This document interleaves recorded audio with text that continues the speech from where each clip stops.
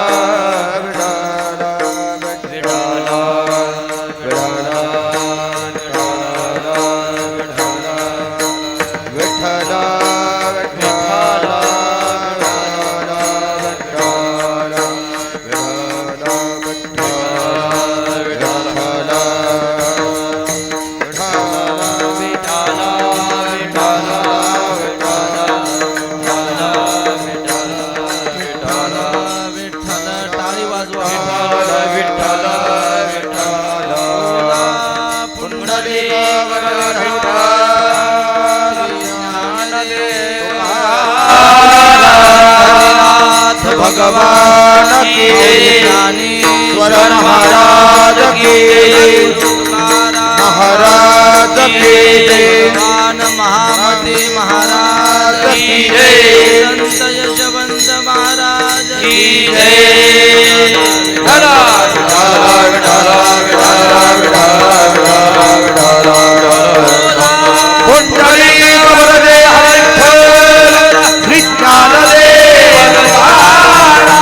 हरिनाथ भगवान ज्ञानेश्वर महाराज की तुकाराम महाराज सद्गुरु महाराज की महामती जी महाराज की महाराज की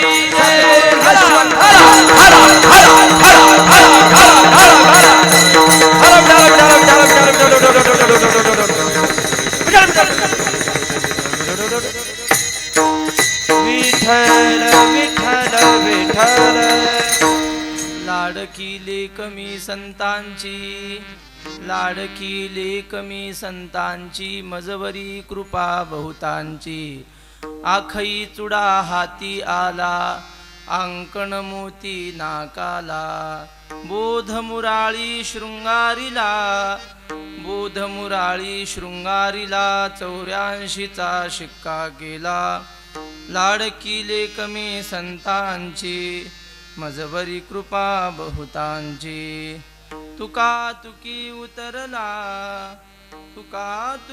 उतरला सहानकेचा कौल दिला लाडकी लेकमी संतांची मजवरी कृपा बहुतांची विठ्ठल विठ्ठल ध्यायेत् श्री विठ्ठलाख्यं समपदकमलं पद्मपत्रायताक्षं गम्भीरस्निग्धहासं कटिनिहितकरं नीलमेघावभासं विद्युद्वासोवसानं मणिमयमुकुटं कुण्डलोद्भासिगण्डं मायूरस्रग्विभूषाभयवरसहितं कौस्तुभोद्भासितांगं पाण्डुरंगाकरु प्रथम नमन पांडुरंगाकरु प्रथम नमन पाण्डुरंगाकरु प्रथम नमन पांडुरंगाकरु प्रथम नमन दूसरे चरण संताजिया दूसरे चरण संताजिया दूसरे चरण संताजिया पंचकृपादाने कथे धाविता पंचकृपादाने कथे धाविता पंचकृपादाने कथे धाविता पंचकृपादाने कथे धाविता बाबाजी सद्गुरुदास तुका बाबाजी सद्गुरुदास तुका बाबाजी सद्गुरुदास तुका नमामि सद्गुरुं शान्तं सच्चिदानंद विग्रहं पूर्ण ब्रह्म परानंद मीशमालंदिवल्लभं सेवे लागी सेवक झालो तुमच्या लागलो निज चरणा अहो स्वामी तुकया देवा यावरी न करावा अव्हेरू संपाद्य ज्ञानं च विधाय भक्तिं विलोकितो येन समाधिराजः वैराग्यवन्तं सुविचारयुक्तं नमामि जोगं शिरसा गुरुंतं लाडकी लेकमी संतांची मजवरी कृपा बहुतांची सेवेकरिता घेतलेला अभंग महान भगवत भक्त संत सम्राट विश्ववंद्य महाराष्ट्रभूषण जगद्गुरू श्री संत तुकाराम महाराज यांचा असून या अभंगातून महाराज आपल्या सफल जीवनाचा परिहार देतात. विठ्ठल विठ्ठल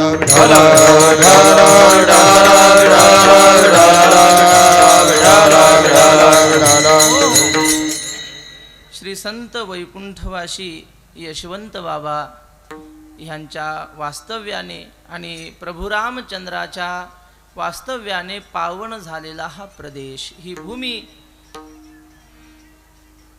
तेव्हा अत्यंत पवित्र स्थान. इथं आल्यानंतर ज्ञानोबाऱ्यांनी ज्ञानेश्वरीच्या 6व्या अध्यायात योग साधना करण्यासाठी ज्या स्थानाचं वर्णन केलेलं आहे, असं स्थान इथं आल्यानंतर आहे असं जाणवतं. ज्ञानेश्वर महाराज असं म्हणतात, शुचौ देशे प्रतिष्ठाप्य स्थिरमासनमात्मनः नात्युच्छ्रितं नातिनीचं चैलाजिन कुशोत्तरं तरी विशेषे आता बोलिजेल परी ते अनुभवे उपेगा जाईल परी तैसे एक लागेल स्थान पहावे जेथ आराणुकेचे निकोडे बैसलिया उठो नावडे वैराग्यासी दुनीव चढे देखिली आजे. ज्ञानेश्वर महाराज म्हणतात की ते स्थान असं असावं की तिथं बसल्यानंतर घरी आता उठून जावं अशी बुद्धीच होऊ नये, असं वाटावं आता इथंच बसून राहावं की काय, एवढं रमणीय ते स्थान असतं. आणि तसं हे स्थान आहे. जो संती वसविला ठावो संतोषासी सावावो मना होय उत्साहो धैर्याचा. म्हटले तिथं पूर्वी कधीतरी संतांनी वास केलेला असला पाहिजे, संत तिथे राहिलेले असले पाहिजे. या जागेवर संत राहिले की नाही सांगा? संत इथं राहिलेले आहेत. बरं, मना होय उत्साह धैर्याचा. तिथं आपण बसलो की असं आपल्याला उत्साह निर्माण होतो की आपल्याला वाटतं इथं राहावं ज्ञानेश्वरी पाठ करावी, इथं राहावं ज्ञानेश्वरीचं पारायण करावं, असा उत्साह मनामध्ये येतो. हा या भूमीचा महिमा आहे. हे राज्यवर सांडीजे मग निवांता येथेची असीजे ऐसे शृंगारियाही उपजे देखत खेवो. एखादा राजा किंवा आत्ताच्या भाषेत सांगायचं तर एखादा कॅबिनेट मंत्री इथं आला तर त्याला असं वाटतं ते कॅबिनेटचं पद सोडून द्यावं आणि इथं बाबांच्या दारामध्ये झाडू मारावं आणि इथंच राहावं, इथंच सेवा करावी. असा या स्थानाचा महिमा आहे. विठ्ठल विठ्ठल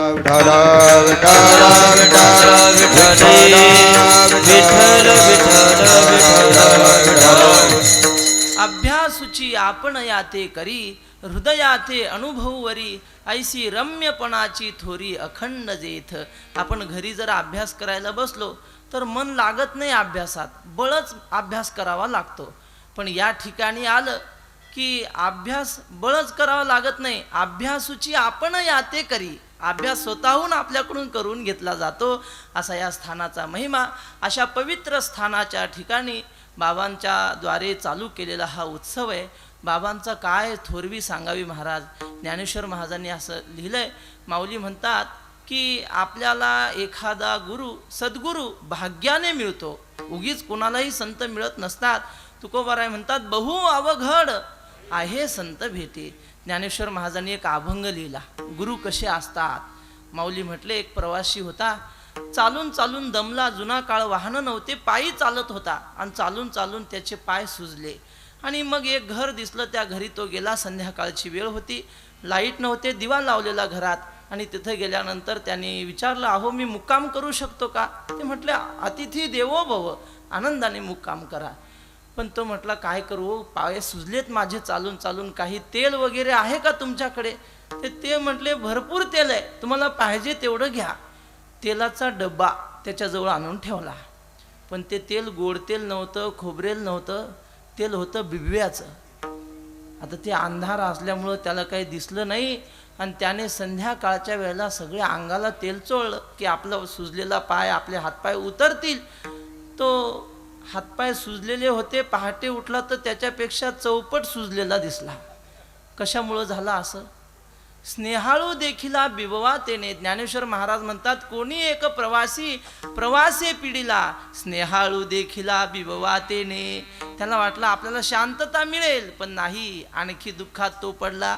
पुढे माऊली सांगतात, दुसरा एक प्रवासी रस्त्याने चालला आणि त्याला भूक लागली. काय खावं म्हणून इकडे तिकडे पाहू लागला तर त्याला आंब्याच्या कैरीसारखे फळ एका झाडाला दिसले. कोणतं झाड होतं ते होतं रुईचं झाड. त्याला फळं कशी लागतात? अगदी कलमी आंब्याच्या कैरीसारखी. भूक लागलेली असल्यामुळे त्याने विचार केला नाही, ती फळं तोडली आणि खाऊ लागला. तोंडात फळ घातलं पण आता चावायला लागला. ज्ञानेश्वर महाराज म्हणतात, खाऊ गेला तर रुईची उडे. त्यानं काय पोट भरणार आहे का? नुसती रुई त्यातून उडायला लागली, पोट भरणार नाही. पुढे माऊली म्हणतात, कुणीतरी प्रवासी, खूप पाऊस आला, कुठेतरी निवारा पाहिजे म्हणून एक मोठं वडाचं झाड होतं. त्या जंगलात त्या वडाच्या झाडाखाली तो गेला. दिवसा अंधार होता त्या झाडाखाली, एवढं दाट ते झाड. त्या झाडाखाली गेला खरा, पण त्या झाडाखाली अस्वल होता.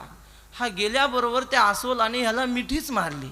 आणि असंही म्हणतात की अस्वल लगेच फाडून मारत नाही, ते आधी गुदगुल्या करून मारतात. मग त्या अस्वलाने ह्याला गुदगुल्या सुरू केल्या. मला सांगायचं हे नव्हतं, ज्ञानेश्वर महाराज म्हणतात, असे गुरु तुम्हाला जागोजाग भेटतील. म्हणजे काही गुरु असे आहेत की ते तुम्हाला वरून बिब्याच्या तेलासारखे स्नेहाळ प्रेमळ दिसतील. मग त्यांच्याजवळ गेल्यावर काय होईल? ज्ञान काही मिळणार नाही, तब्येत सुधरेल एवढं होईल. खायला प्यायला चांगलं मिळेल बस, ज्ञान वगैरे काही अपेक्षा करायची नाही. दुसरा माऊलीने प्रकार सांगितला, वरून दिसायला असं दिसेल फार ज्ञानी आहेत, आणि जवळ गेल्यावर असं वाटेल की ह्यांच्या जवळ राहून आपलं पोट भरणार नाही, हे पोकळ आहे, आत ह्यांच्या नुसती रुई आहे. असे काही पोकळ साधू दिसतील. पुढे माऊली म्हणतात, काही गुरु असे असतात की आपण त्यांच्या निवाऱ्याला जावं, मग ते काय करतात? फक्त गुदगुल्या, म्हणजे विनोदाचार्य, दुसरं काही नाही. तत्वज्ञानाचा पत्ता नाही. त्या अस्वलासारखे मग ते आपल्याला हसूनच मारून टाकणार. माऊली म्हणतात, असे गुरु तुम्हाला पावलोपावली भेटतील, पण वैकुंठवासी यशवंत बाबा सारखे भगवंताचा सन्मार्ग दाखवणारे गुरु मात्र फार दुर्मिळ आहेत. तुकोबाराय म्हणतात, पुण्य फळले बहुता दिवसा, पुण्य फळले बहुता दिवसा, भाग्य उदयाचा भाग्य उदयाचा झालो सन्मुख तो कैसा, सन्मुख तो कैसा, संत चरण पावलो, संत चरण पावलो, संत चरण पावलो, संत चरण पावलो. आधी पिटले माझे कोडी, आधी पिटले माझे कोडी, आजे फिरले माझे कोडे, आजी फिरले माझे कोडे.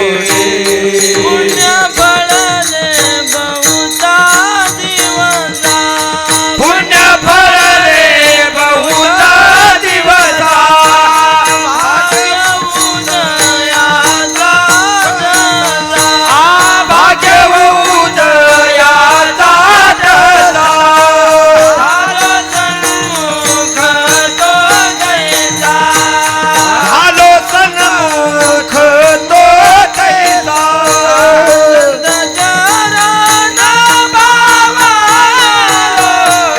संत चरण पावलो, संत चरण पावलो,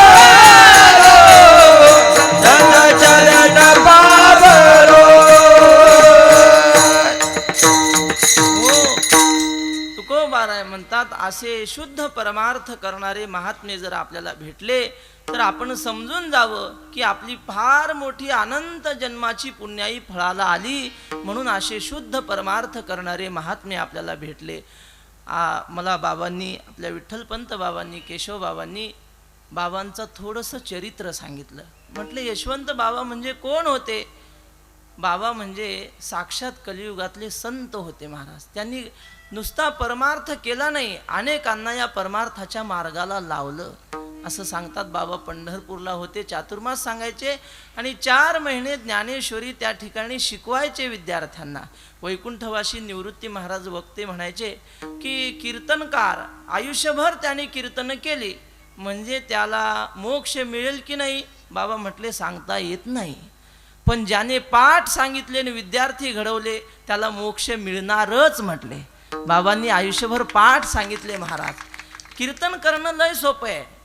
तर ज्ञानेश्वर महाराजांनी म्हटलं वक्ता तो वक्ताची नोहे आणि श्रोते नवीन. रोज श्रोते नवीन असतात, अभंग एक असला तरी चालतं. वक्ता मला अर्थ वेगळा सांगायचा. वक्ता तो वक्ताची नोहे, श्रोते कसे असतात नवीन, रोज नवीन असतात ना. काल आम्ही जो अभंग घेतला तो इथं घेतला तरी चालतो, कारण ऐकणारे नवीन असतात. कीर्तन सोपं आहे पण पाठ सांगणं अवघड आहे. पाठ सांगण्यासाठी चिंतनच करावं लागतं आणि ओळीने ग्रंथ शिकावा लागतो. असं बाबांनी 4 महिने पाठ सांगावा आणि ते पाठ सांगत असताना अनेक साधकांना परमार्थाच्या मार्गाला बाबा कसे लावायचे सांगतात की त्या पंढरपुरामध्ये एक रंगनाथ कौलवार म्हणून गृहस्थ होते आणि त्यांच्याबद्दल अनेक पद्धतीनं सांगतात. त्यांच्या घरी दर महिन्याच्या एकादशीला मोठा उत्सव असायचा. अनेक वारकरी भजनाला यायचे, कीर्तनं व्हायची. पण हे रंगनाथ बुवा असे होते की त्यांना देवदेव आवडत नव्हता. ते एकादशीच्या दिवशी कांदा भजे करून खायचे. विठ्ठल विठ्ठल. पुष्कळ वेळा बाबांनी कीर्तनात साधू संत सांगायचे पण ऐकायची तयारी नाही. आणि कालांतराने काय झालं, त्या रंगनाथ बुवाला TB नावाचा आजार झाला आणि मग अनेक दवाखाने केले, काही फरक पडेना. मग कुण्यातरी डॉक्टरने सांगितलं अरे तू असं कर, तू यशवंत बाबाकडे जा, तुझं काम होईल. तो आला, बाबाकडे येऊन नमस्कार केला. नमस्कार केल्याबरोबर बाबा म्हटले मूर्खा, गाढवा कशाला आलास माझ्याकडे, निघून जा. बाबांनी त्याला हाकलून दिलं. पुन्हा दुसऱ्या दिवशी आला तरी बाबांनी हाकलून दिलं. संत सहज स्वीकार करत नाहीत महाराज, आणि एकदा स्वीकार केला की मग त्याला देवाची भेट घालून दिल्याशिवाय सोडत नाहीत. विठ्ठल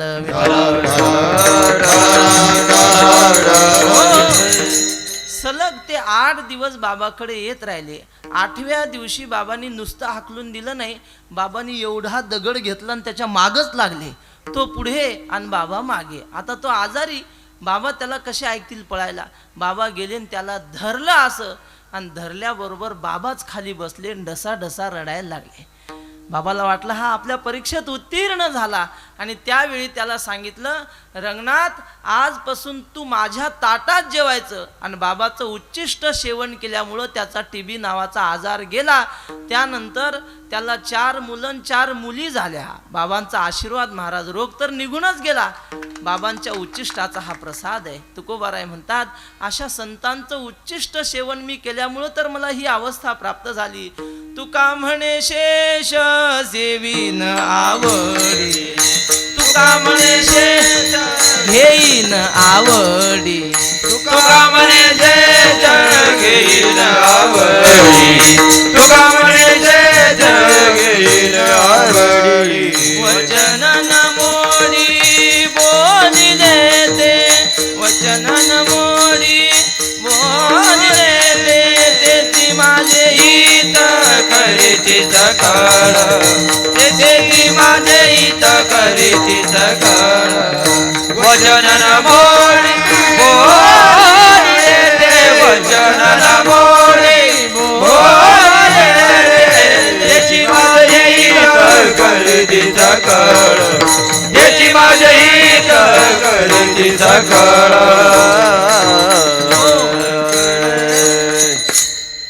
नगरला एक रावसाहेब बहादूर म्हणून कोणीतरी होते आणि त्यांचा तरुण मुलगा अचानक मरण पावला आणि त्यांची बाबांवर श्रद्धा होती. त्यांनी त्यावेळी तार पाठवली आणि बाबांना कळवलं की बाबा तुम्ही लवकर या, तुम्ही येईपर्यंत आम्ही अग्नी देणार नाही.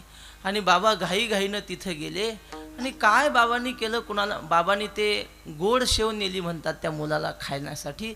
बाबांनी देवाकडे काय प्रार्थना केली, तो मेलेला मुलगा पण जिवंत झाला.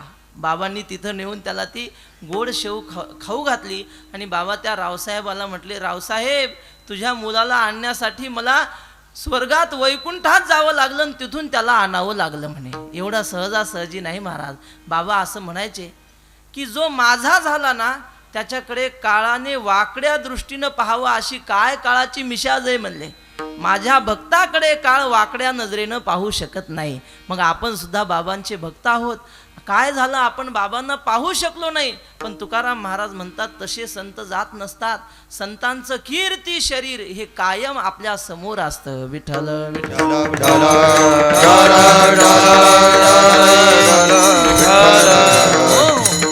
बाबांचं वैराग्य काय होतं, बाबांचं जाऊ द्या, बाबांच्या शिष्यांचं वैराग्य सांगतो.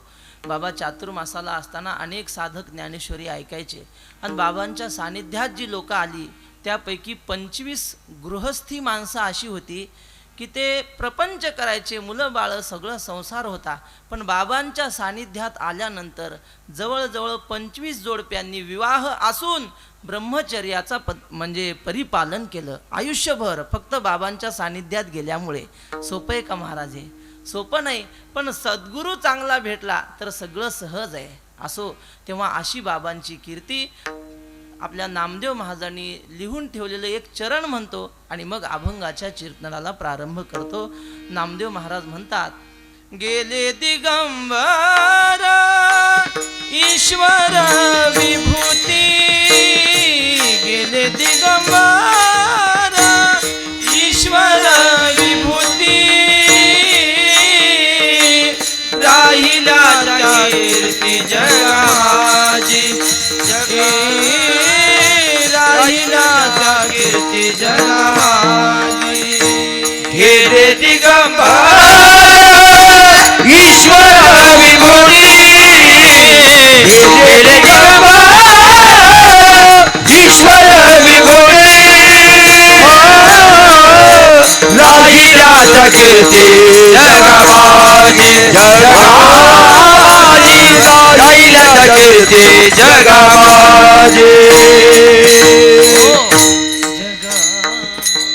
त्यांच्या कीर्ती राहिल्या. शास्त्रकार सांगतात, शंकराचार्यांनी असं लिहिलंय, आद्य गुरु शंकराचार्य म्हणतात, आपल्या गुरुने आपल्याला काय दिलं हे जर दृष्टांताने जर समजावून सांगायचं म्हटलं तर सांगता येत नाही. ते म्हटले, दृष्टांतो नैव दृष्टस्त्रिभुवन जठरे सद्गुरुर ज्ञानदातुहु. ज्ञानदान करणाऱ्या सद्गुरूंनी काय दिलं म्हटले, आपण असं करा, परिसाचा दृष्टांत द्या. स्पर्शश्चेत तत्र कल्प्य सनयति यदहो स्वर्णतामश्मसारम. म्हटले, परीस लोखंडाचं सोनं करतो, तसं तुम्ही म्हणा की तुमच्या गुरुरूपी परिसानी तुमच्या लोखंडरूपी जीवनाचं सोनं केलं असं म्हणा. पण आचार्य म्हणतात तसं म्हणून चालत नाही. म्हटले, परीस लोखंडाचं सोनं करतो पण त्या लोखंडाला परीस बनवू शकत नाही. स्पर्शश्चेत तत्र कल्प्य सनयति यदहो स्वर्णतामस्मसारम न स्पर्शत्वं तथापि श्रितचरणयुगे सद्गुरु स्वीय शिष्ये स्वीयं साम्यं विधत्ते भवति निरुपमस्ते न वा लौकिकोपी. म्हटले, परीस लोखंडाला सोनं करीन पण स्वतःसारखं परीस करत नाही. आमच्या गुरुने आम्हाला असं स्थान दिलं की ते ज्या अवस्थेवर होते, ते ज्या पदावर होते त्या पदावर नेऊन ठेवलं, म्हणजे परीस सुद्धा कमी पडतो. म्हणून तुकाराम महाराज म्हणतात, काय सांगू आता संतांचे उपकार मज निरंतर जागविती. तुकोबाराय म्हणतात, काय वाणू आता न पुरे ही वाणी मस्तक चरणी ठेवी तसे. माऊली म्हणतात, साडे पंधरया रजतवणी तैसी स्तुतीची बोलणी उगियाची माथा ठेविजे चरणी हेची भले. असो, तेव्हा बाबांचं वर्णन करण्यासाठी हा अभंग घेतला. का घेतला तर मगाशी विठ्ठलपंत बाबांनी मला सांगितलं की बाबा चातुर्मास करून आळंदीच्या वारीला आले की मग आळंदीत आल्यानंतर काहीच करत नव्हते. 8 दिवस नुसतं झोपून राहायचे. मग लोक म्हणायचे, बाबा तिकडं चातुर्मासाला असताना 1 मिनिट तुम्ही वाया घालवत नाही, सतत अभ्यास, सतत चिंतन, सतत नामस्मरण, आणि आळंदीला आल्यावर नुसतं झोपून राहता, असं का? तेव्हा बाबा म्हणायचे, अरे बाळा, लेक माहेरी आल्यानंतर काम करत नाही, आराम करते म्हणे. म्हणजे आळंदी हे काय आहे? बाबांचं माहेर आहे. आणि मग ते माहेर कसं असतं आणि त्या माहेरात लेक कशी असते ते सांगण्यासाठीच अभंग घेतला. बाबा म्हणतात, मी ज्ञानोबारायांची म्हणजे संतांची लेक आहे आणि नुसती लेक नाही, लाडकी लेक मी संतांची, त्यांची लाडकी लेक आहे. लाडकी लेक असल्याशिवाय एवढं परमार्थाचं वैभव बाप लेकीला देऊ शकत नाही. हे परमार्थाचं वैभव आहे. विवेक, वैराग्य, दया, क्षमा, शांती हे सगळं ज्ञानोबारायांनी संतांनी आपल्या लाडक्या लेकीला म्हणजे यशवंत बाबांना दिलं आणि त्या सगळ्या वैभवाचं वर्णन करणारा आजचा अभंग आहे. विठ्ठल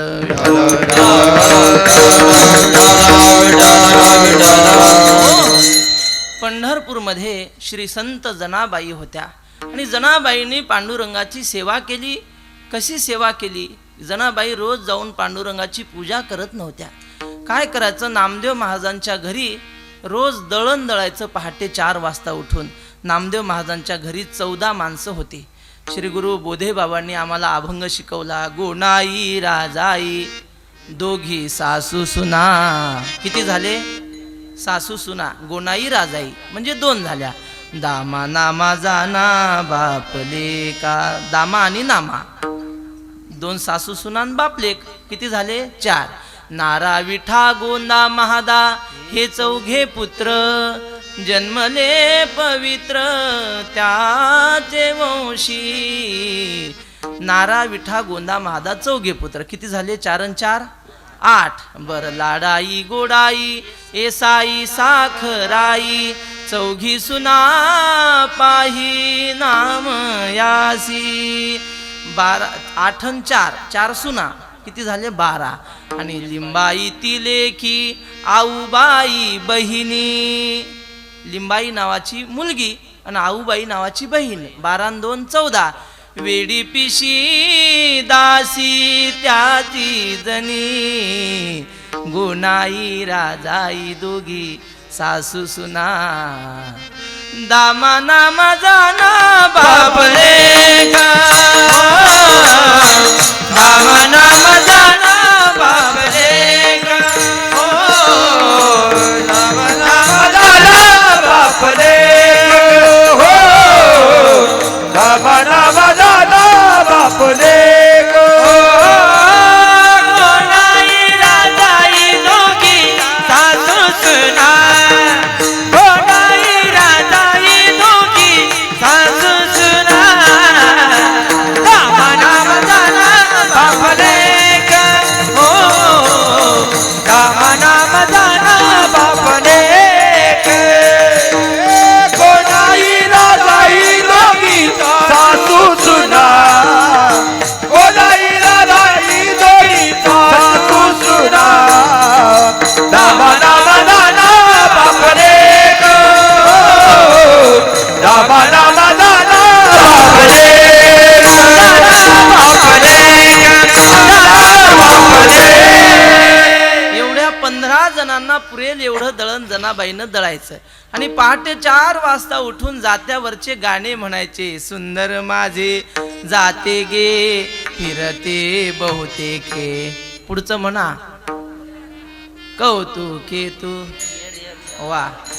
आ प्रपंच दळण दळिले पीठ भरिले सासू पुढे ठेविले तू. वा. सासू पुढे ठेविले तू. आ जीव शिव दोन्ही खुंटे गे प्रपंचाचे नेते गे लावणी 5 बोटे गे तू. वा. बर असंच तुमच्यासारखं जनाबाई जात्यावर म्हणायची आणि तिचे ते अभंग ऐकायला देव यायचा. पहाटे 4 वाजता उठून पळतच सुटायचा. जनाबाईचे अभंग दळण संपून गेल्यावर मग काय ऐकायला भेटेल म्हणून देव धावत यायचा. पण त्या गडबडीत येण्यामुळे त्यांनी रुक्मिणीला कधीच सांगितलं नाही मी कुठे जातो पहाटे 4 वाजता. तिला वाटलं हे काय रनिंगला जातात की मॉर्निंग वॉकला जातात. आपल्याला सांगतही नाहीत. लोक कुत्रे घेऊन फिरायला जातात ना.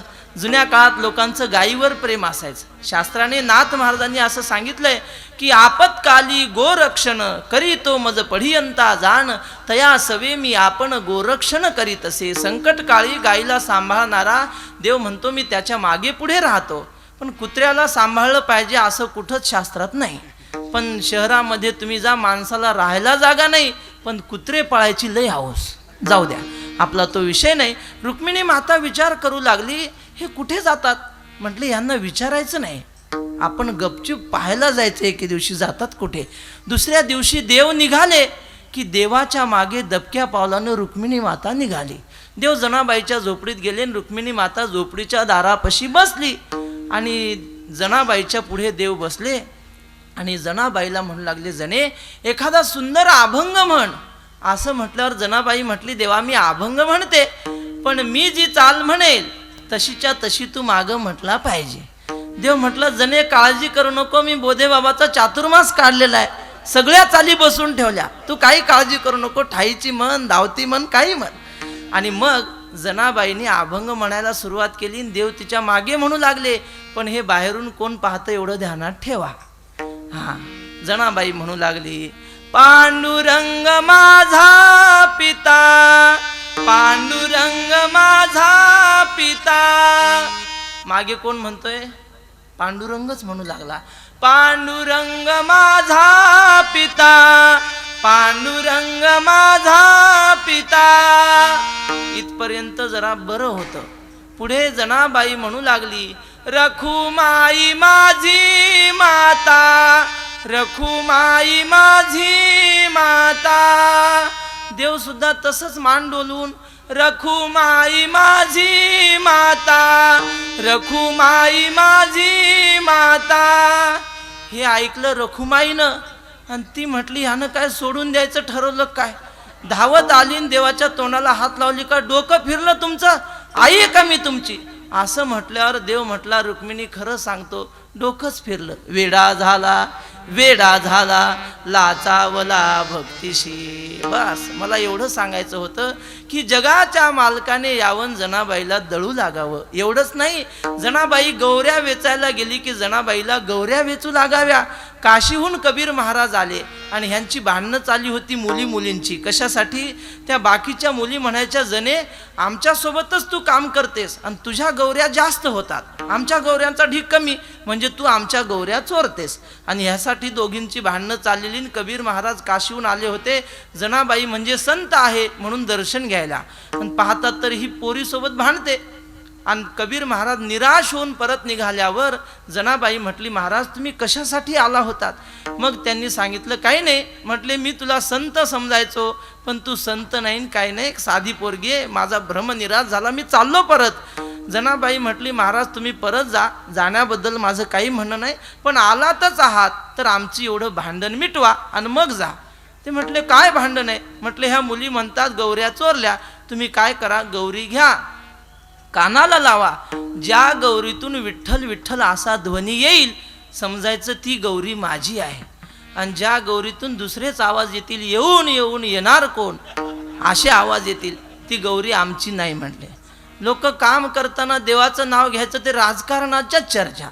ते चाणक्य म्हणतात, राजकारण एक खेल है, होशियार लोग खेल खेलते हैं और नादान लोग उसकी चर्चा करते हैं. विठ्ठल विठ्ठल.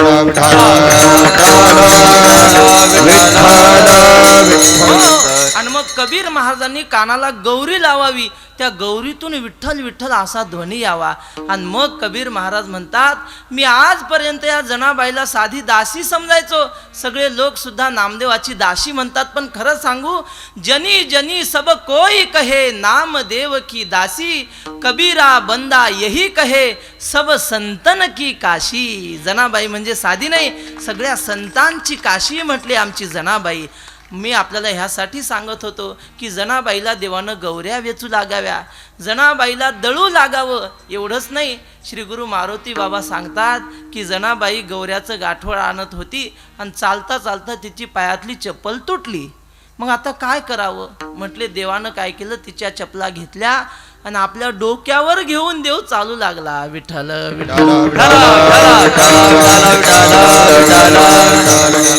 जनाबाई घर झाडू लागली की जनाबाईनं घर झाडायचं आणि देवानं तिचा केर भरायचा. झाडलो करी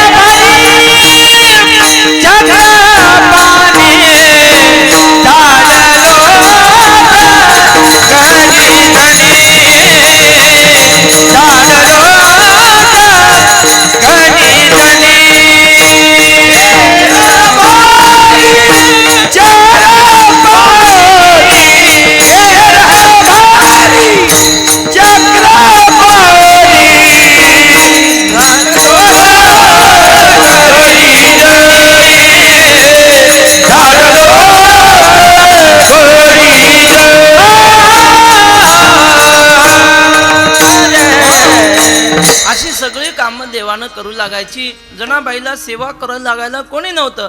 मग जनाबाईला आंघोळीला पाणी देवानं ठेवायचं. वेणी स्वतः घालता येत नाही. मग देवानं त्या जनाबाईची वेणी घालून द्यायची. आणि काय वेणीची कला असेल त्या गावातल्या मैत्रिणी विचारायचं, जने काय सुंदर वेणी घातली ग, कोण वेणी घालतं? आणि मग जनाबाई डोळ्यात पाणी आणून सांगायचे, अगं तुम्हाला काय सांगू, तुळशीच्या वृंदावनी जनी उकलीत होती वेणी, माझ्या जनीला नाही कोणी, नाही कोणी, म्हणून देव घालीतसे पाणी, घालीतसे पाणी तुळशीच्या वृंदावनी. जनाबाई म्हणते, माझा पांडुरंग माझी वेणी घालून देतो, माझी सगळी सेवा करतो. मग बाकीच्या मैत्रिणी म्हणायच्या, जने अगं आमच्या सोबतच राहतेस, आमच्यासारखंच सगळं वागतेस आणि तुझी देवसेवा करतो, आमची का करत नाही? असं म्हटल्यानंतर जनाबाई म्हटली, सांगू तुम्हाला त्याचं कारण काय सांगू? मग ऐका त्याचं कारण. जनाबाई अभंगाच्या पहिल्या चरणात सांगतात, लाडकी लेक मी संताची. हा अभंग आहे जगद्गुरु तुकाराम महाराजांचा. आणि तुकाराम महाराज म्हणतात, मी संतांची लाडकी लेक आहे. ते लाडका लेक होते की लाडकी लेक होते? ते लाडका लेक होते तुकाराम महाराज. आणि ते स्वतःला लाडकी लेक म्हणून घेतात. ह्याचं कारण काय? त्याचं कारण असं आहे की ही आहे मराठी भाषा. आणि मराठी भाषेमध्ये अनेक अलंकार दडलेले असतात. त्यामध्ये एक रूपक नावाचा अलंकार आहे, तो या अभंगात आहे. दोन वस्तूमध्ये काही गुणसाम्यता असली की त्यांच्याविषयी रूपक अलंकार होतो. एखादा मुलगा सुंदर असेल, आपण म्हणतो जणू काही चंद्रच आहे, म्हणजे तो मुलगा म्हणजे चंद्र. का? चंद्राच्या ठिकाणची सुंदरता याच्या ठिकाणी आहे. किंवा एखादा धाडसी पुरुष आपल्या गावात असेल तर लोक म्हणतात, हा आमच्या गावचा वाघ आहे. कोणाला म्हणतात? माणसाला म्हणतात आमच्या गावचा वाघ. का? तर वाघाच्या ठिकाणी असलेली शूरता आणि क्रूरता याच्याजवळ आहे म्हणून हा वाघ आहे. तसं तुकाराम महाराज स्वतःला लाडकी लेक का म्हणून घेतात? लेकीच्या ठिकाणी असलेले गुण तुकाराम महाराज म्हणतात आमच्या ठिकाणी आहेत, म्हणून आम्ही स्वतःला लेक म्हणून घेतो. काय गुण असतात लेकीच्या ठिकाणी? पहिला गुण असतो की लेकीला लहानपणीच घरात कसं जगावं, व्यवहार कसा करावा हे कळतं. म्हणजे कल्पना करा की 5-6 वर्षाची मुलगी आहे, घरी पाहुणे आलेले आहेत काही कामाच्या निमित्ताने, आणि त्या मुलीची आई चहा करायला घरात गेली, पण तिच्या लक्षात आलं दूधच नाही. मग आता काय करावं? ती आपल्या मुलीला बोलवते आणि तिला कानात सांगते, हा तांब्या घे, हे 5 रुपये घेऊन लवकर जाऊन चहापुरतं दूध शेजारच्या मावशीकडून घेऊन ये. ती मुलगी दूध आणते, पण पाहुण्याच्या समोरून जरी गेली तरी पाहुण्याला कळू देत नाही मी बाहेर कशाला गेली आणि काय घेऊन आली, कळू देत नाही. बरोबर ते ओढणीमध्ये झाकून तांब्या नेते ना आणते. आणि तेच तिच्या 8 वर्षाच्या भावाला जर सांगितलं की बाळ जा शेजारच्या घरून दूध घेऊन ये, तो काय करतो? तो 5 रुपयाचा ठोकळा तांब्यात टाकतो आणि तांब्या असा हलवत नेतो पाहुण्याच्या पुढून. म्हणजे आमचा बाप भिकारी, त्याला घरी दूध सुद्धा नाही कब्बर, हे दर्शवतो. हा शहाणपणा मुलाच्या जीवनात येत नाही. मानसशास्त्र असं सांगतं की मुलगा आणि मुलगी एका वयाची जरी असली तरी शहाणपणाच्या दृष्टीनं मुलगी मुलापेक्षा 5 वर्षांनी मोठी असते. विठ्ठल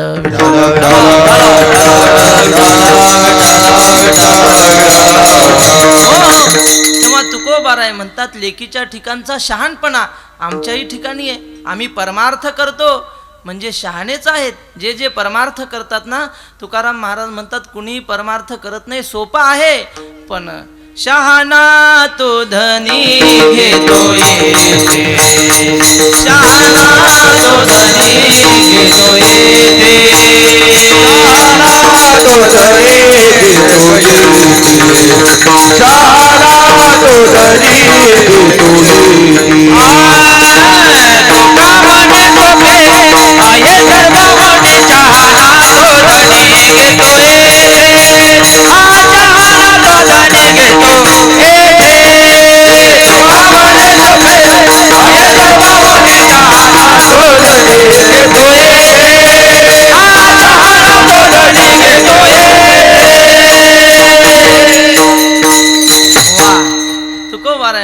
तिच्या जीवनात जसा शहाणपणा तसा आमच्या ठिकाणी आहे, म्हणून आम्ही लेक म्हणतो. दुसरं गुण, लेकीच्या ठिकाणी कष्ट करण्याची प्रवृत्ती असते.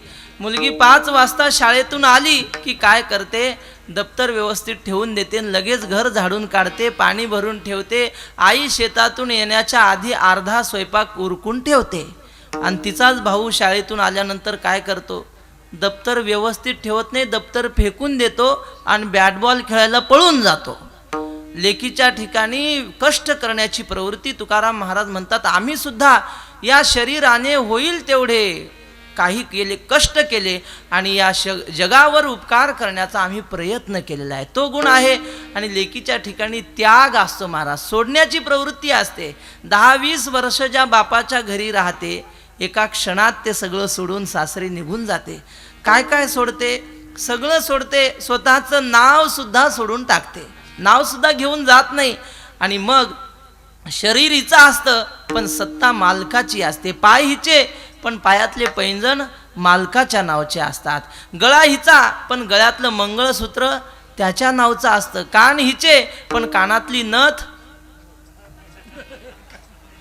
तुमचं लक्ष आहे की नाही ते पाहिलं. कानात काय असतं, बाळी म्हणा काय फुलं असतील ते, कानात नथ नसते. मग कान हिचे पण कानातली कुंडलं त्याच्या नावाची, नाक हिचं नाकातली नथ त्याच्या नावाची. सगळं शरीर हिचं असतं पण सत्ता मात्र त्याची असते. तुकाराम महाराज म्हणतात, आम्ही सुद्धा आमच्या जीवनावर स्वतःची सत्ता कुठं ठेवली, सत्ता सकळ तया हाती माझी किव काकुलती. लेख सगळं सोडून देते. तुकोबाराय म्हणतात, आम्ही सुद्धा पूर्व पक्षी धातू धिकारिले जन स्वय जनार्दन तेचे दारे, स्वय जनार्दन तेचे दारे. पूर्व पक्षी धातो धिकारिले जन,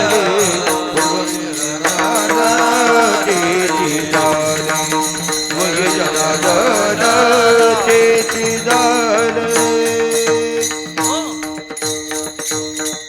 बास, लेख दुसऱ्यासाठी जगते. कल्पना करा, सणाचा दिवस आहे, नागपंचमी म्हणा, काहीतरी शिमगा होळी असा काहीतरी सण आहे, पुरणपोळीचा स्वयंपाक आहे. मग पुरण शिजायला कोण घालतात आपल्याकडे, माणसं की माता भगिनी बाया कोण घालतात?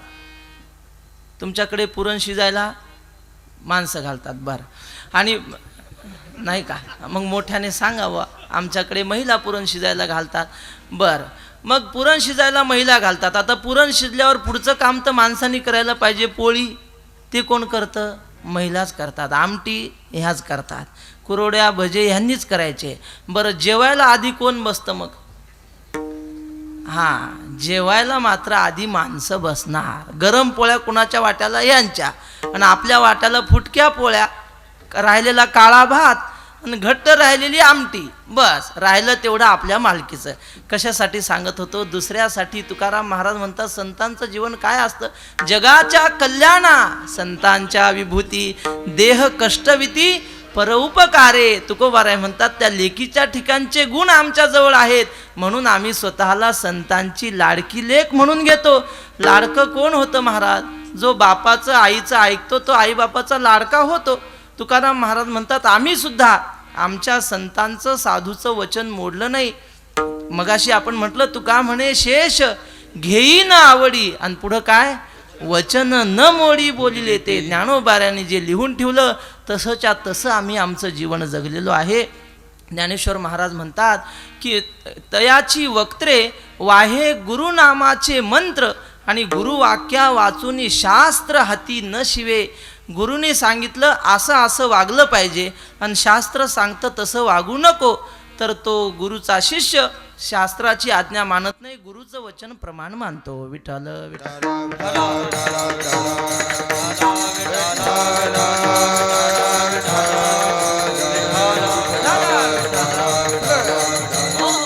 म्हणून तुकोबाराय म्हणतात, आम्ही लाडके आहोत. बापाचं ऐकतो. एक मुलगा आपला मोबाईलवर गेम खेळत बसला होता. अलीकडे ते निघालंय.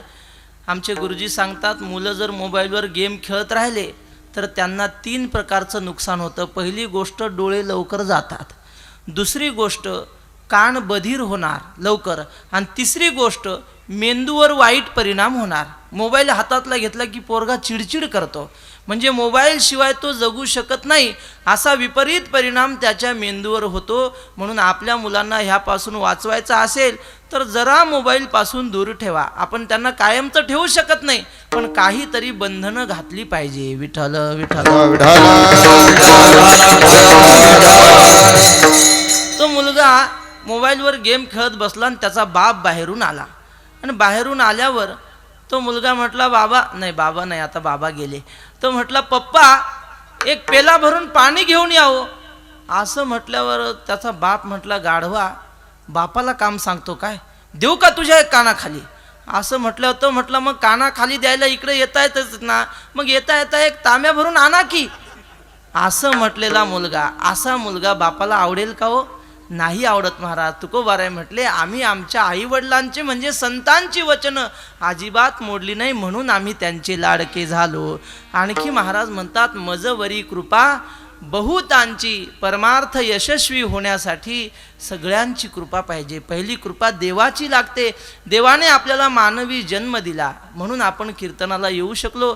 वैकुंठवासी रंगनाथ गुरुजी परभणीकर म्हणायचे की आपण कीर्तनाला निघालो आणि येता येता रस्त्याच्या कडेला एक बैल उभा आहे आणि त्या बैलाच्या जवळ एक माणूस उभा आहे, आणि आपण त्या दोघांनाही म्हटलं चला कीर्तनाला, तर दोघांपैकी कीर्तनाला कोण येईल? माणूस येईल, बैल येणार नाही. म्हणजे कीर्तनाला येतो तो माणूस, आणि विनंती करूनही कीर्तनाला येत नाही तो बैल. मी नाही म्हणत बा, तुम्ही म्हणा. सांगण्याचं तात्पर्य, आपण जर इतर योनीला गेलो असतो तर तुकाराम महाराज म्हणतात आपल्याला परमार्थ करता आला नसता. त्या देवाने मानवी देह दिला, जेणे हा जीव दिला दान. तयाचे करीन चिंतन जगज्जीवन नारायण, गायीन गुण तयाचे. हा पहिला देवाचा उपकार, म्हणजे त्याची कृपा. दुसरा असं आहे, आपल्याला शास्त्र कृपा पाहिजे, म्हणजे साधू संतांनी लिहिलेले ग्रंथ आपल्याला समजले पाहिजे. नाहीतर ज्ञानेश्वरी खूप छान लिहिली, माऊली म्हणतात माझी ज्ञानेश्वरी म्हणजे अमृताची चव सुद्धा फिकी पडेल, पण काय करावं आपल्याला कळत नाही. वैकुंठवासी शंकर महाराज खंदारकर दृष्टांत सांगायचे. एक विद्वान काशीला 12 वर्ष न्यायशास्त्र वेदांताचा अभ्यास करून गावाकडे आला. त्याला वाटलं आपलं हे ज्ञान कुणाला तरी द्यावं, म्हणून एका गावातल्या श्रीमंताच्या मुलाला त्यांनी सांगितलं की तू माझ्याकडे रोज पाठाला येत जा, मी तुला शिकवीन. त्याची काही इच्छा नव्हती शिकण्याची, पण आता महाराज म्हणतात तर येऊन बसायचा येऊन. मग महाराज त्याला सांगायचे, वेदांत शिकण्यासाठी अधिकार संपन्न व्हावं लागतं. काय लागतं म्हटले, वेदांताचा अधिकारी ज्या पुरुषाने या जन्मी किंवा पूर्वजन्मी निष्काम कर्म व उपासना करून अंतःकरणातील मल व विक्षेप हे 2 दोष निवृत्त केलेले आहेत आणि आवरण निवृत्तीकरिता जो साधन चतुष्टय युक्त आहे तो वेदांताचा अधिकारी म्हणावा. तो म्हटला, हो गुरुजी, तुम्ही सांगता ते खरं आहे, समजलं काहीच नाही, पण तुम्ही सांगता ते खरं आहे. बर. पुढे त्यांनी सांगितलं साधन चतुष्टय म्हणजे काय? विवेक, वैराग्य, समाधी, षटक, मुमुक्षुत्व याला साधन चतुष्टय म्हणतात. तर म्हटलं, हो गुरुजी, तुम्ही सांगता ते खरं आहे. काही सांगितलं की तुम्ही सांगता ते खरं आहे. मग गुरुजी म्हटले, हा खरं ऐकतो की उगा आपलं सोंग करतो बघू. मग गुरुजींनी त्याला सांगितलं, म्हटले एकदा तुला गोष्ट सांगतो. असं झालं की अशी छोटीशी हलकी वाऱ्याची झुळूक आली आणि त्या वाऱ्याच्या झुळकीने हिमालय पर्वत दुभंगला, 2 असे त्याचे हिस्से झाले. तर म्हटला, हो गुरुजी, तुम्ही सांगता ते खरं आहे. आणि मग त्या हिमालयातून 4 माशा बाहेर निघाल्या, बारीक बारीक माशा उडत उडत निघाल्या आणि त्या माशा थेट अकोल्याला आल्या आणि एका मोठ्या किराणा दुकानात गेल्या. तर म्हटलं, हो गुरुजी, तुम्ही सांगता ते खरं आहे. आणि त्या माशांनी एका माशीनी 5-5 किलो गुळाची ढेप उचलली आपल्या तोंडात. तो म्हटला, हो गुरुजी. आणि मग त्या उडत उडत गेल्या आणि पुन्हा हिमालयात गेल्या आणि आनंदाने ते गुळ खात बसल्या. तर म्हटलं, हो गुरुजी, अगदी खरं आहे तुम्ही सांगता ते. असं म्हटल्यावर गुरुजी म्हटले, तू मूर्ख आहे का रे? तर म्हटलं, हो गुरुजी, तुम्ही सांगता ते खरं आहे. ते गुरुजी म्हटले, तुझ्यासारख्या मूर्खाला वेदांत सांगायला मी बसलो, मला वाटतं मीच महामूर्ख आहे. तो म्हटला, गुरुजी, तुम्ही सांगता ते खरं आहे. असा विद्यार्थी असेल त्याच्या पुढे किती वेदांत सांगा, डोकं आपटा डोकं फोडून घ्या, काय कळणार आहे महाराज त्याला? अहो, जिज्ञासा पाहिजे. जिज्ञासा हा गुण आहे, म्हणजे हा अलंकार आहे. वैकुंठवासी वक्ते बाबा सांगायचे, एक विद्यार्थी गुरुकडे शिकायला असताना गुरुनी त्याला श्लोक शिकवला. म्हटले जेवायला बसला की श्लोक म्हणायचा, वदनी कवळ घेता नाम घ्या श्री हरीचे, सहज हवन होते नाम घेता फुकाचे, जीवन करी जीवित्वा उदर भरण नोहे. हो, असा श्लोक शिकवला आणि त्या श्लोकात लिहिलं होतं जीवन करी जीवित्वा अन्न हे पूर्ण ब्रह्म असं लिहिलेलं होतं. तो विद्यार्थी म्हटलं, गुरुजी काल तुम्ही सांगितलं की ब्रह्म त्रिकाला बाधित सत्य आहे, म्हणजे ते भूतकाळात तसंच होतं, आताही तसंच आहे, नंतर भविष्य काळातही त्याचा नाश होणार नाही, ते सच्चिदानंद स्वरूप आहे. आणि तुम्ही आज ब्रह्म अन्नाला पूर्ण ब्रह्म म्हणता. काल केलेली भाजी आज विटून जाते गुरुजी, कालची भाकर आज शिळी होते आणि त्या अन्नाला तुम्ही पूर्ण ब्रह्म कसं काय म्हणता. असं म्हटल्यावर गुरुजींनी पहिल्यांदा त्याची पाठ थोपटली. त्याला म्हटले, बाळा तुला शंका योग्य आली, तुझी पाठ ह्यासाठी थोपटली की मी जन्मल्यापासून हा श्लोक म्हणतो, पण अजून मला ही शंका आली नाही. माझ्यापेक्षा तू जिज्ञासू आहेस, तुला शाबासकी दिली पाहिजे. उत्तर नंतर सांगितलं. म्हटले काय आहे, अन्नामध्ये श्रेष्ठ गुण आहेत, हे न म्हणावे साधारण. अन्न ब्रह्मरूप जाण, जे जीवन हेतू कारण विश्वायया.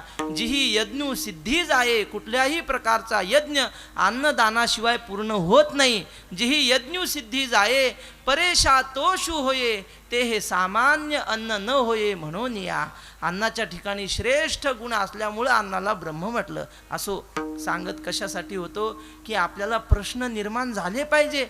नाही तर आपण कीर्तन ऐकतो आणि कीर्तन झाल्यावर कोणी जर विचारलं अभंग कोणता होता, तर लोक म्हणतात काहीतरी तुका म्हणे चाललं होतं बा, अभंग आपल्याला काही माहीत नाही. असं जर असेल तर समजायचं आपल्यावर शास्त्र कृपा नाही. आणि व्यवस्थित कीर्तन समजत असेल तर समजायचं शास्त्राची कृपा आहे. पहिली ईश्वराची, दुसरी शास्त्राची आणि तिसरी संतांची कृपा पाहिजे. तुकोबारायांनी एवढं सुंदर वाङ्मय निर्माण केलं. तुकाराम महाराज म्हणतात, माझ्यावर कृपाया केली संतजनी, माझी अलंकारिली वाणी, प्रीती हे लाविली कीर्तनी. तुका चरणी लोळतसे किंवा संत कृपा झाली, इमारत फळा आली. आणि शेवटची आणि महत्वाची कृपा पाहिजे ती म्हणजे आपल्या मनाची कृपा पाहिजे. वरच्या सगळ्या कृपा नसल्या तरी चालतात, पण मनाची कृपा पाहिजे. आपल्याला वाटतं कीर्तनाला जावं आणि मन म्हणतं नाही, आज टी व्हीला मॅच लागली चांगली, ती मॅच पाहू, कीर्तनाला जायला नको. गावात तमाशा असला दुसऱ्या, ते मन म्हणतं अरे कीर्तनाला कशाला, कीर्तनाच्या उलट पाहायला जाऊ. कीर्तनाच्या उलट काय, कीर्तन उलट म्हणा बरं, नर्तकी. बा मनाला ते आवडतं, कीर्तन आवडत नाही. म्हणजे आपल्या मनाची कृपा झाल्याशिवाय परमार्थ होऊ शकत नाही. तुकोबारायांचे बंधू कान्होबाराय म्हणतात, आम्ही परमार्थ यशस्वी का करू शकलो, आमच्या मनुराजाची आमच्यावर कृपा झाली. मनुराजा एक देहपुरी, मनुराजा एक देहपुरी, मनुराजा एक देहपुरी, मनुराजा एक देहपुरी. असे नांद तुझ्याची दोघी नारी, नांद तुझ्याची दोघी नारी. पौत्र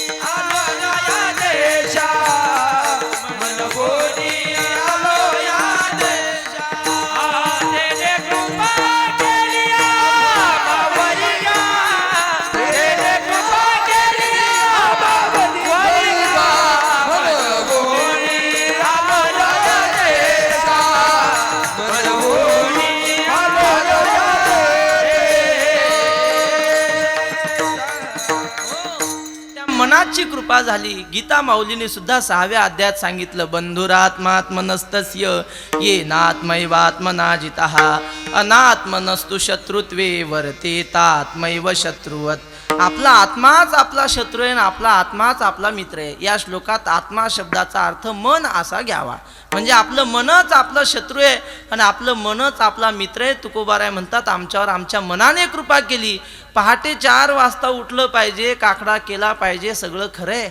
ज्या घरामध्ये घरातली माता माऊली पहाटे 4 वाजता उठून घरकाम करत असेल आणि ते घरकाम करत असताना देवाचं नामस्मरण करत असेल तर साधू संत सांगतात ते घर म्हणजेच वैकुंठ आहे. विठ्ठल विठ्ठल.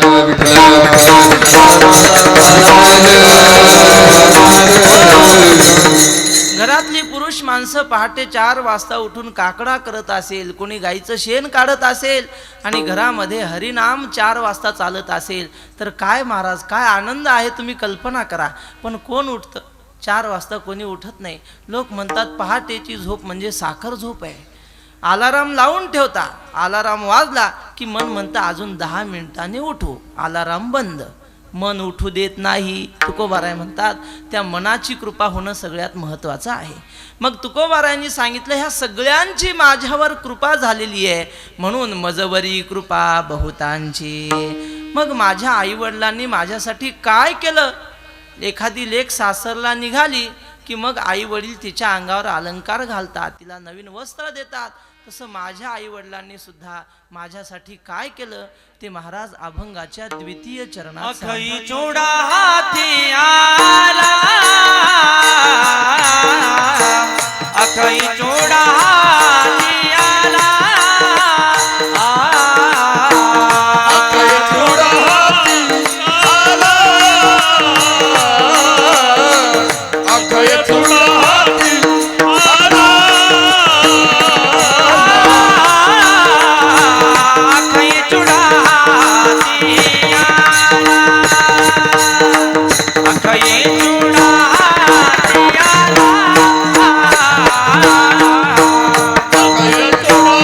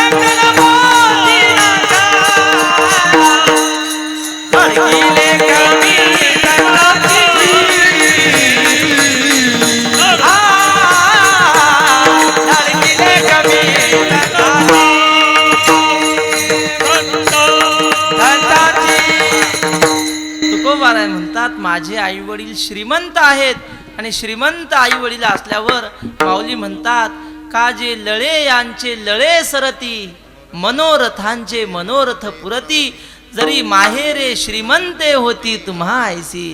ज्ञानोबाराय म्हणतात आई वडील श्रीमंत असले की मग मुलीला काही कमी पडू देत नाहीत.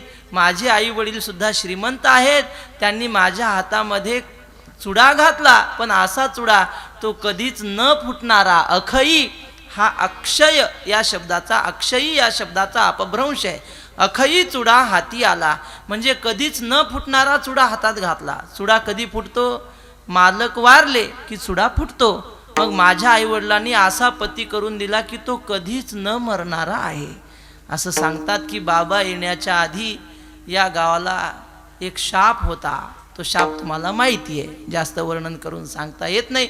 तेव्हा बाबा इथं आल्यानंतर या गावाला शापमुक्त केलं. विठ्ठल विठ्ठल. हो, तेव्हा माझ्या आई वडिलांनी असा न मरणारा नवरा करून दिला. असा नवरा आहे का जगात कुठे? नाही महाराज, किती कोणी असू द्या, श्रीमंत असेल पण मरण चुकत नाही. पण माझ्या आईवडिलांनी असा नवरदेव पाहून ठेवला म्हणे. कोण आहे तो नवरदेव? म्हटले पंढरपूरचा पांडुरंग, त्याला मरण नाही महाराज. तुकाराम महाराजांनी एकदा भांडणच केलं देवासोबत. गेले आणि देवाच्या समोर उभं राहिले. म्हटले देवा, माझे 8वे पूर्वज विश्वंभर बाबा ते तुझ्या दर्शनाला यायचे, तेव्हा तू असाच उभा होता. त्यांच्यानंतर ते गेले, हरी मुकुंद आले आणि ते येत होते तेव्हाच तू तसाच उभा. ते गेले आणि त्यांच्यानंतर बोल्लोबा म्हणजे माझे वडील आजोबा सगळे येत गेले, ते सगळे गेले आणि तू मात्र तसाच. माझी मेली बहुवरी, तू तो जैसा तैसा हरी. तू का नाही मेला म्हणले? आमच्या 8च्या 8 पिढ्या संपवल्या, तू मात्र तसाच. सांगायचं तात्पर्य काय? म्हटले आपण आजा मेला पण ज्या मेला बाप मसना गेला. आणि देखत देखत नातू पण तू तोही तैसा झाला. पण देव मात्र मरत नाही. अविनाशी तू तद्विधी येन सर्वमिदं ततम. बस देवाचं स्वरूप अविनाश आहे. अविनाश करी आपुलिया ऐसे लावी मना पिसे गोविंदाचे. एक माऊलींची ओवी सांगतो आणि मग अगदी 10 मिनिटात 15 मिनिटात सेवेला पूर्ण विराम देतो. ज्ञानेश्वर महाराज म्हटले, हे जग कुणी केलंय? कुणी केलं म्हणण्यापेक्षा या जगाच्या रूपाने कोण नटलेला आहे? तर परमात्माच नटलेला आहे. ज्ञानेश्वर महाराजांनी चांगदेव 65 असं म्हटलंय, कल्लोळ कंचुक न फेडिता उघडे उदक तेवी जगेसी सम्यक स्वरूप जो. म्हटले आपलं अंग झाकण्यासाठी आपण कपडे घालतो, तसं पाण्याने आपलं अंग झाकण्यासाठी लाटांचे कपडे घातले. माऊलींची कल्पना बघा. पाण्याने कोणते कपडे घातले? लाटारूपी कपडे घातले. पाण्यावर लाटा येतात की नाही? म्हटले ते पाण्याचे कपडे. मग काय झालं? माऊली म्हणतात आता त्या लाटाच्या कपड्याने पाणी झाकेल का? झाकलं जात नाही. तसं म्हटले जगाच्या रूपाने परमात्माच नटलेला आहे, पण ह्या जगाच्या रूपाने परमात्मा झाकल्या जात नाही. जग म्हणजेच परमात्मा असं माऊलींना सांगायचं आहे. मग जग म्हणजे परमात्मा, पण जग नष्ट होतं महाराज, जगाचा अंत होतो. मग परमात्म्याचाही अंत होतो का? नाही नाही. ज्ञानेश्वर महाराजांनी उदाहरण दिलं, जे हे विश्वची होऊनी असे परी विश्व पण नासिलेनी न नासे अक्षरे पुसिल्या न पुसे अर्थू जैसा. श्री गुरु राऊत महाराजांनी या ओवीवर आम्हाला गोष्ट सांगितली होती. म्हटले जुन्या काळातली शाळा एकच गुरुजी सगळे विषय शिकवायचे आणि ते गुरुजी वर्गात आले नव्हते. पोरं येऊन बसले आणि मग एक आगाऊ पोरगा होता, तो उठला, त्याने खडू हातात घेतला आणि फळ्यावर लिहिलं मास्तर गाढव आहे असं लिहिलं. आता पोर असते. ज्ञानेश्वर महाराज म्हणतात, बाळा उचित जाणणे होये तरी बाळपणाची की आहे. पोरं तशी वागतातच. मग त्याने फळ्यावर लिहून ठेवलं मास्तर गाढव आहे. पोरं हसू लागले. त्याने सांगितलं, हे बघा, जर माझं नाव कुणी सांगितलं तर शाळा सुटल्यावर मग कार्यक्रमच आहे. मग पोरं कशाला सांगतात? पाटलाचा पोरगा तो. मग पोरं आपले गप्प बसले. मास्तर आले वर्गात आणि पोरं खाली मान घालून हसू लागले. मास्तरने जरा इकडं तिकडं पाहिलं तर ते महावाक्य दिसलं, मास्तर गाढव आहे. असे रागवले, कुणी लिहिलं रे असं म्हटल्यावर कोणी सांगेना. मग मास्तर म्हटले एका पोराला, उठ रे बाळा, पुसून टाक. मग त्याने पुसून टाकलं, तरी सुद्धा पोरं हसतच होती. मग गुरुजी म्हटले, अरे आता पुसून टाकलं, आता का हसता? पोरं म्हटले, गुरुजी ते लिहिलेलं वाक्य पुसता येतं पण त्याचा अर्थ पुसता येत नाही. अर्थ पुसता येतो का? झालं. तसं ज्ञानेश्वर महाराज म्हणतात, झालेलं जग नष्ट करता येईल पण त्याचा अधिष्ठान असलेला परमात्मा नष्ट होत नाही. यालाच म्हणतात आखई चुडा न मरणारा पती. अधिष्ठान ज्याला ब्रह्म म्हटलं जातं, असा विटेवर उभा असलेला नेनो ब्रह्म मार्ग चुकले उघडे पंढरपुरा आले भक्ते पुंडलिके देखिले उभे केले विटेवरी. असा पती मला माझ्या संत रूपी आईवडिलांनी करून दिला. आणि आणखी काय केलं तर अंकन मोती नाकाला, माझ्या नाकामध्ये मुक्तिरूपी नथ मुक्तिरूपी मोती घातलेला आहे. आता मुलगी माहेरी आली की तिला माहेरून सासरला नेण्यासाठी सासरचा एक माणूस येतो.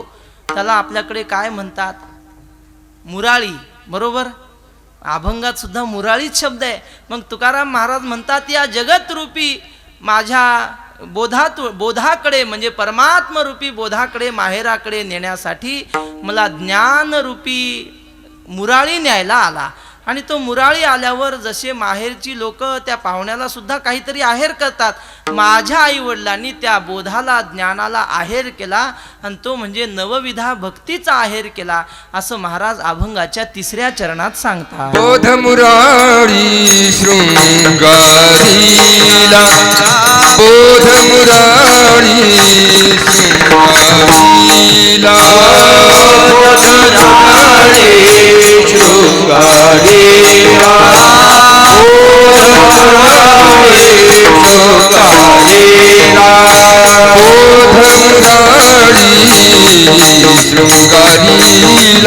बोध मुरारी शृंगारीला, बोध मुरारी शृंगारीला, बोध मुरारी शृंगारीला, बोध मुरारी शृंगारीला, चौऱ्याशीचा शिक्का केला, चौऱ्याशीचा शिक्का केला, लाडकी लेकनी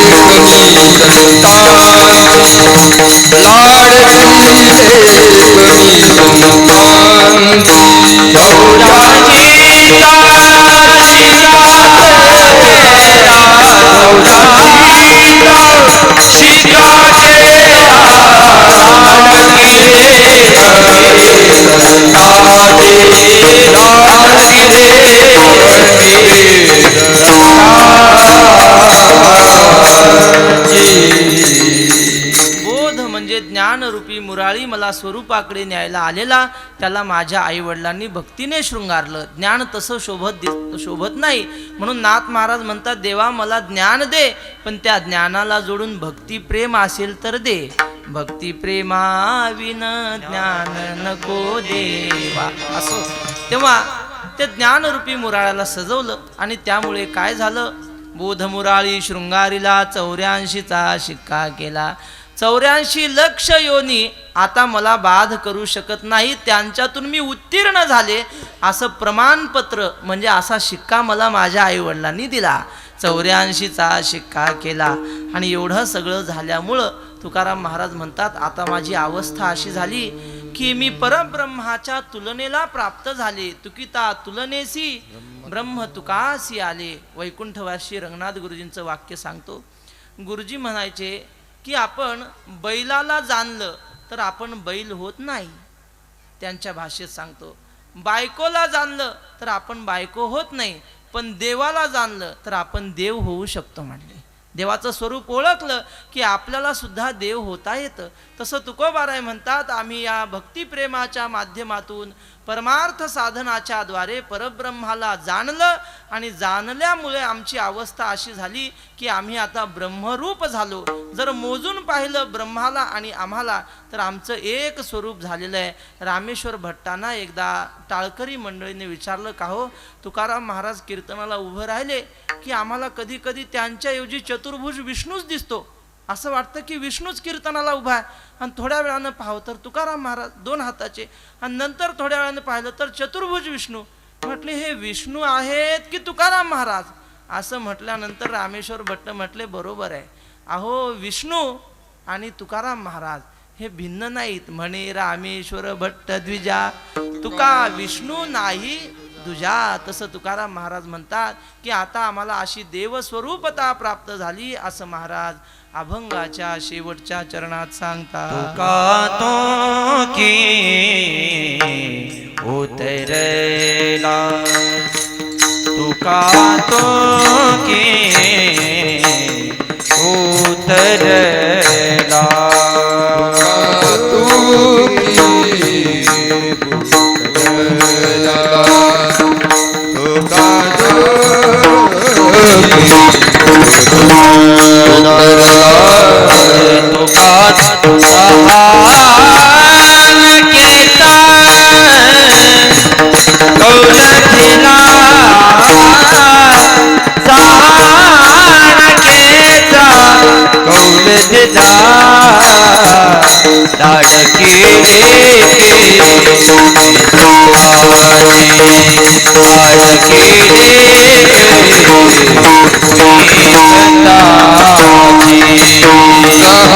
सहन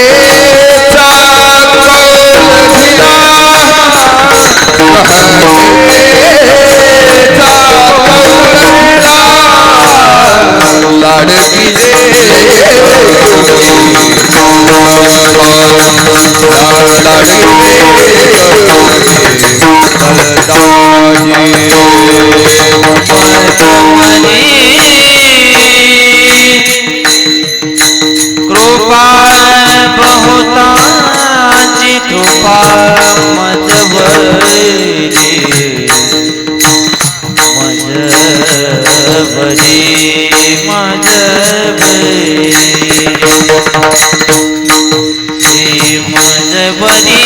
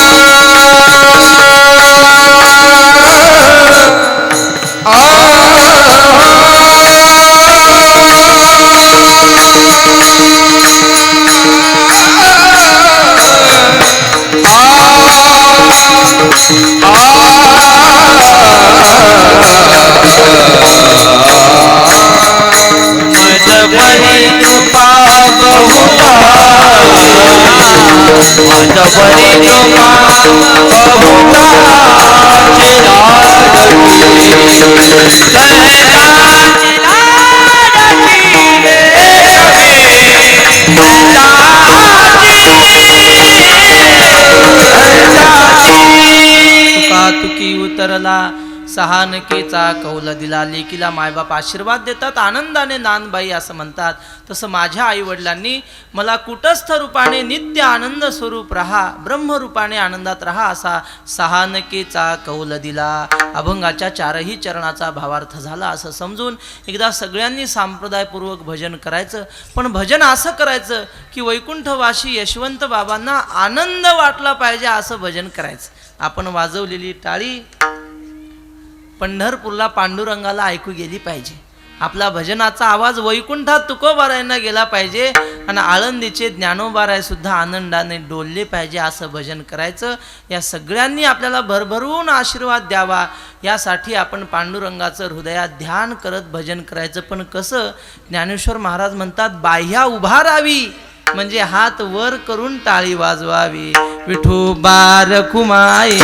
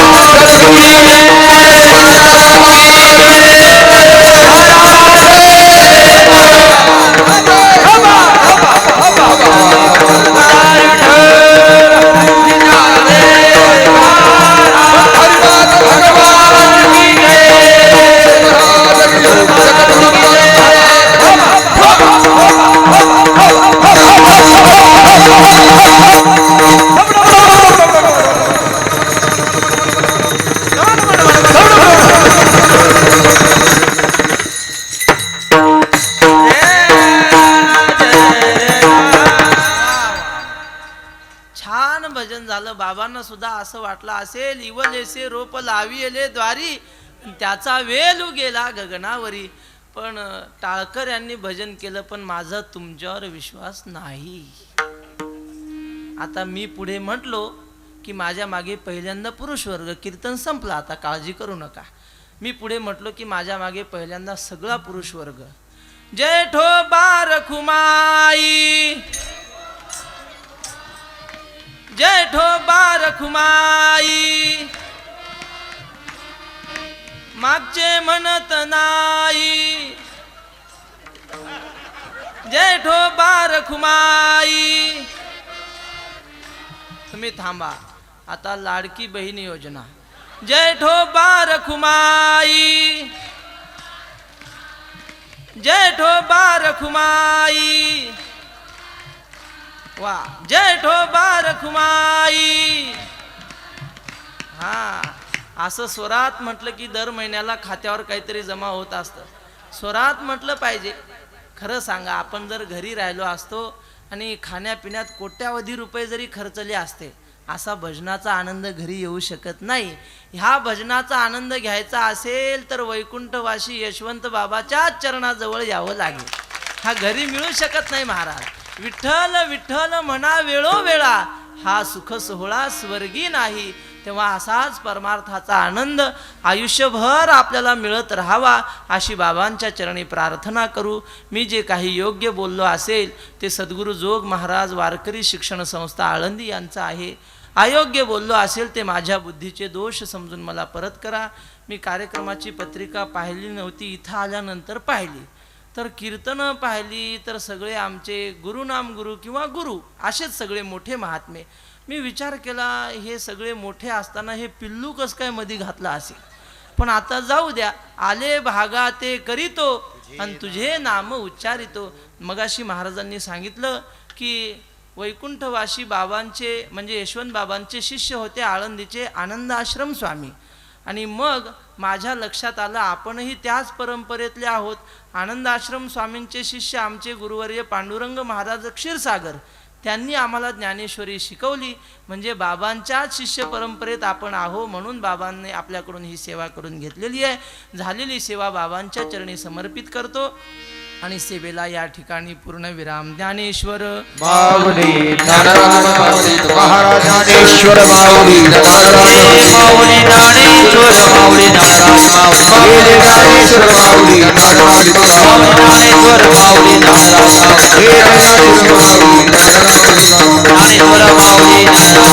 ज्ञानेश्वर माऊली माऊली कवरलाल ज्ञानदेव ज्ञानेश्वर माऊली ज्ञानराज माऊली तुकाराम. जय जय विठ्ठल जय विठ्ठल जय जय विठ्ठल बोली लेले पुरे वेळी मापुरे उतरे क्षमा अपराध महाराज तुम्ही सिद्ध नाही उच्चारिला अधिकार व्यापरा क्षमा अपराध महाराज तुम्ही सिद्ध कमने जाने त्वरा पाया बकी करे क्षमा अपराध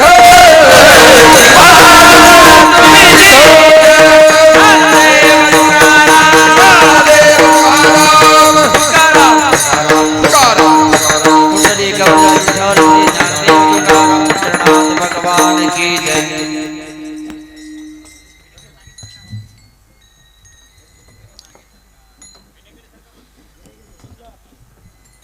दशरथ नंदन भगवान राघवेंद्र परमात्म्याच्या वास्तव्याने पुढे झालेल्या या पवित्र भूमीमध्ये महर्षी अगस्त्य मुनी आणि महामती ऋषी यांच्या असणाऱ्या वास्तव्याने पुणे झालेल्या या पवित्र भूमीमध्ये सद्गुरू यशवंत बाबांच्या कृपा आशीर्वादाने चालू असलेला आपला हा अखंड हरिनाम सप्ताह श्री राम मंदिर मूर्ती प्राणप्रतिष्ठा कलशारोहण सोहळा आज जी कीर्तनरूपी सेवा झाली ते आपले असणारे वारकरी भूषण ज्ञानेश्वर महाराज कदम माऊली देहू.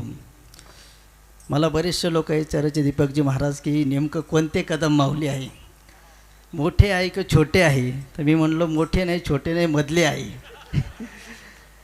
मी श्रीमद भागवत कथा सांगत असताना नेहमी सांगत असतो, आपल्या भारत देशाला भारत हे नाव पडलं. त्याचं कारण आहे, या भारत देशामध्ये 3 भरत झाले. पहिले जे भरत झाले ते आदरणीय जडभरतजी महाराज, दुसरे भरत झाले ते दुष्यंत भरत आणि तिसरे जे भरत झाले ते कौसल्यानंदन भरत. या 3 भरतामुळे या देशाला भारत नाव पडलं. आणि म्हणून आपल्या वारकरी संप्रदायामध्ये जरी आपले 2 माऊली जरी असले तर तिसरी माऊली असली पाहिजे, तर वारकरी संप्रदायामध्ये काहीतरी शोभा असेल, म्हणून तुम्ही तिसरे माऊली आहे. आणि खरंच आज इतका आनंद झाला की इतकं सुंदर कीर्तन महाराजांनी या ठिकाणी केलं. ते म्हटले, माझ्यासारख्या छोट्याशा पिल्लाला बोलवलं, हा तुमचा भ्रम आहे. सूर्य दिसायला बुचक्या एवढा दिसतो पण अख्ख्या जगाला प्रकाश देत असतो. तुम्ही दिसायला जरी छोटे असले पण या ठिकाणी सर्वांना तुमच्या कीर्तनातून तुम्ही भावून टाकलं. या ठिकाणी तृणादपी सुनीचेन तरोरी व सहिष्णुना अमानिना मानदेन कीर्तनीय सदा हरी. आणि श्रीमद भागवतामध्ये म्हटलेलं आहे, कामस्तु वांछे ततस्य गाव गोपश्य गोपिका हा नित्य सर्व विहाराद्यो आप्तकाम ततस्त्वयम. अरे जिथे गाय आहे ना, गायीच्या सेवा करणारे जे गोपी आहे ना, तिथे मी असतो. आणि महाराज तुम्ही गोसेवक आहात. आणि तुम्ही सांगितलं की सद्गुरू यशवंत बाबांचे असणारे शिष्य, आनंद स्वामींचे असणारे शिष्य, आणि त्यांच्या मुखातून तुम्ही यशवंत बाबांची कीर्ती ऐकली होती किसन शेठजी यांनी. आणि म्हणून हा योग तुम्हाला आला, कारण यशवंत बाबांची कीर्ती तुम्ही पहिल्यांदाच ऐकलेली होती आणि म्हणून यशवंत बाबांनीच तुम्हाला बोलवलं आहे, यामध्ये संदेह नाही. आणि म्हणून अशी सुंदर अशा प्रकारची सेवा या ठिकाणी महाराजांनी केली.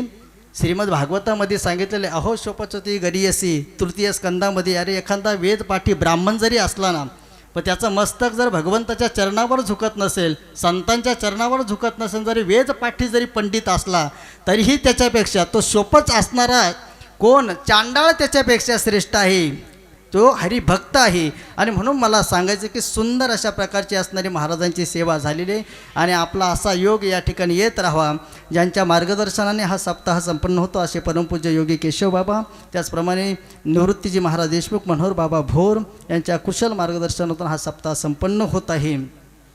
त्याचप्रमाणे आज आपल्याकडे या ठिकाणी बरेचसे असणारे पाहुणे आलेले, आमचे आदरणीय दीपकजी महाराज तर या ठिकाणी उपस्थित आहेच. त्याचप्रमाणे आगस्ती गुरुकुलचे असणारे अध्यक्ष आमचे असणारे या ठिकाणी संकेतजी आरोटे या ठिकाणी आलेले आहे. त्याचप्रमाणे महाराजांबरोबर या ठिकाणी गणेशजी डावरे पाटील या ठिकाणी आलेले आहे. त्याचप्रमाणे आमच्या असणारे टाहाकरी गावाचं भूषण, अंबिका मातेचे सेवक असणारे आदरणीय परमस्नेही अभिनिरुद्ध असणारे आमचे केरूजी महाराज केदारे या ठिकाणी आले. तेही मला म्हटले, माऊली आले की नाही छोटे माऊली. हो, आणि म्हणून आपल्याला माऊलीमध्ये भेद करता येणार नाही. तिन्ही माऊली सारखेच आहे. मोठे माऊलींचा मला फोनही आलता, कसा कार्यक्रम चालू आहे, कसं चालू आहे पंत. आणि म्हणून सर्व असणारे भाविक भक्त आपल्या परिसरातले असणारे सर्वच या ठिकाणी उपस्थित राहिलेले आहे. सर्वांचं अभिवादन करतो. आणि उद्याचं असणारं जे कीर्तन संपन्न होणारे महाराज, ते आपल्याच परंपरेतले असणारे जोडून आहे.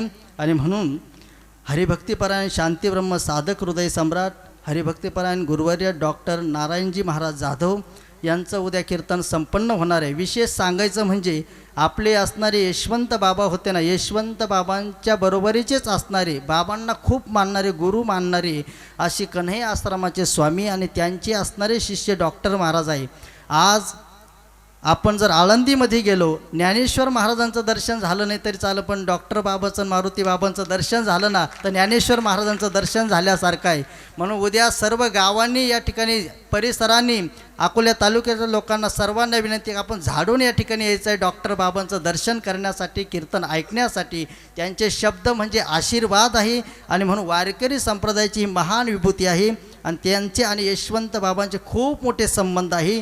आणि उद्या ते कीर्तन आपल्याला या ठिकाणी श्रवण करायला प्राप्त होणार आहे.